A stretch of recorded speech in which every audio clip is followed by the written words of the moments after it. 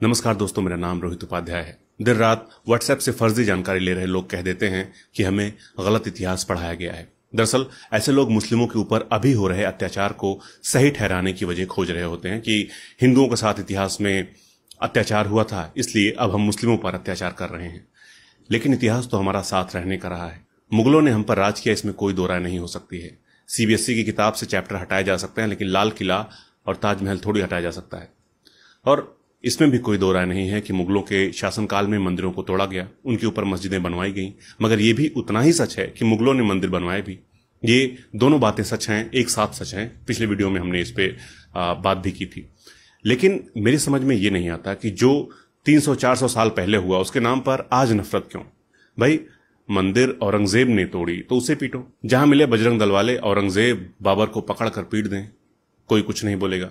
लेकिन ये क्या कि औरंगजेब के गुनाहों की सजा किसी गरीब जूस बेचने वाले को, सब्जी बेचने वाले को, कपड़े बेचने वाले को दे रहे हो।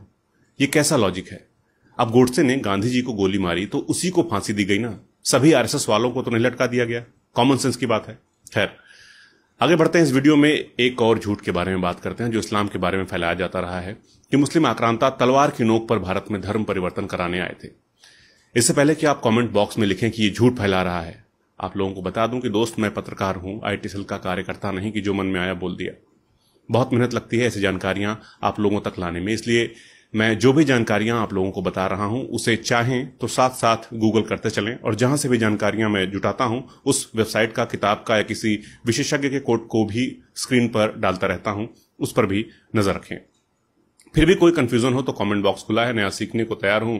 तो इस बात में कितनी सच्चाई है कि मुस्लिम आक्रांता भारत में धर्म परिवर्तन कराने आए थे?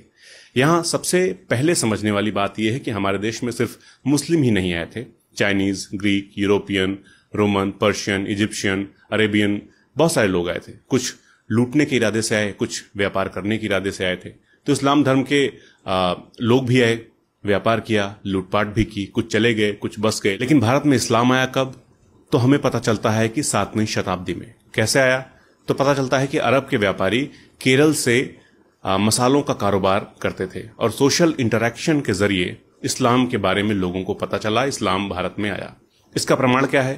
तो हम देखते हैं कि पहली मस्जिद बनाई गई 629 एडी में केरल में, जिसका नाम है चेरामन जमा मस्जिद। इसे चेरा साम्राज्य के राजा चेरामन पेरुमल ने बनवाया था, इस्लाम के प्रभाव में आकर, ना कि तलवार की नोक पर। यह हुआ महमूद गजनी के आक्रमण के 350 साल पहले, मीर कासिम के आक्रमण से 140 साल पहले और बाबर के आक्रमण से 900 साल पहले।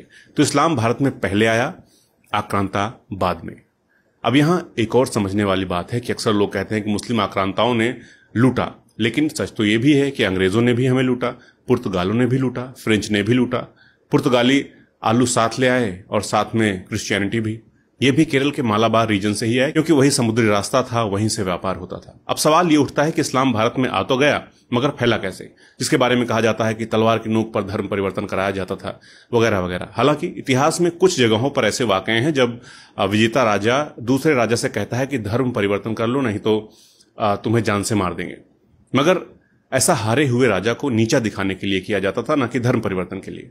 इतिहासकार हरबंस मुखिया का ये इंटरव्यू पढ़िए। इसमें वे बताते हैं कि मुस्लिमों की पॉपुलेशन 15 से 16% से ज्यादा कभी रही ही नहीं, और जहां सबसे ज्यादा मुस्लिम पॉपुलेशन है वो जगहें हैं कश्मीर, बांग्लादेश, पाकिस्तान और मालाबार का कोस्टल वाला एरिया।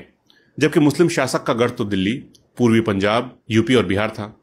हम बात कर ही चुके हैं कि इस्लामी शासन आने से पहले ही केरल में इस्लाम पहुंच चुका था। इसी तरह अकबर का साम्राज्य 1586 में कश्मीर पहुंचा, लेकिन वहां भी पहले ही इस्लाम पहुंच चुका था, सूफी संतों के माध्यम से। और history of Islamic society Cambridge की इस किताब में साफ साफ लिखा है कि किस तरह से इस्लाम को मानने वाले सूफी संतों ने भारत की लोकल भाषाओं, लोकल त्योहारों को अपना लिया था। इस्लाम के फैलने के पीछे एक बहुत बड़ी वजह है हिंदू धर्म की जाति व्यवस्था। कई लोगों ने जातिगत भेदभाव से तंग आकर इस्लाम धर्म को अपना लिया। यह बात किसी और ने नहीं बल्कि स्वामी विवेकानंद ने कही है। Complete work of Swami Vivekananda के वॉल्यूम 8 में यह साफ साफ लिखा है, चाहे तो आप लोग पढ़ भी सकते हैं। तो कहने का मतलब है कि व्हाट्सएप पर आपको झूठा इतिहास पढ़ाया जाता है। भारत में तलवार की नोक पर बड़े स्तर पर मिशन की तरह धर्म परिवर्तन के प्रमाण मिलते ही नहीं है। सिर्फ कुछ घटनाओं को उठाकर इस तरह से प्रस्तुत किया जाता है जैसे सारे मुस्लिम शासक धर्म परिवर्तन ही करा रहे थे। आप खुद सोचिए कि भारत पर आक्रमण करने वाले कई आक्रांताओं का धर्म भले ही एक रहा हो, लेकिन सब दुनिया के अलग अलग हिस्सों से आए, अलग अलग समय पर आए। जैसे बाबर ने 1526 ईस्वी में इब्राहिम लोदी को हराया था।